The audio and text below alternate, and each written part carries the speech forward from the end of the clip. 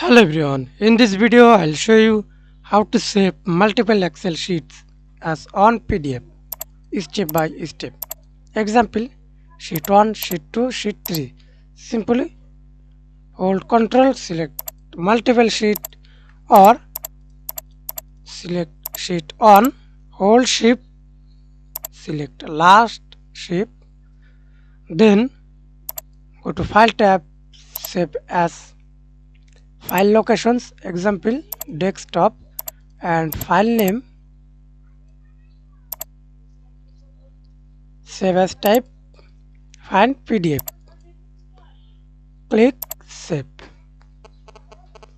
Sheet 1, sheet 2, sheet 3. See this multiple sheet. And apply step 2. Simply press Ctrl P on your keyboard. Settings, print enter workbook,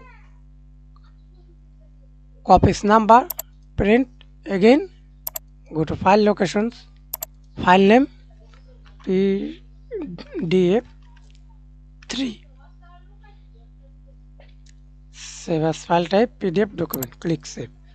Thanks for watching video. Please like, comment, share and subscribe to my channel.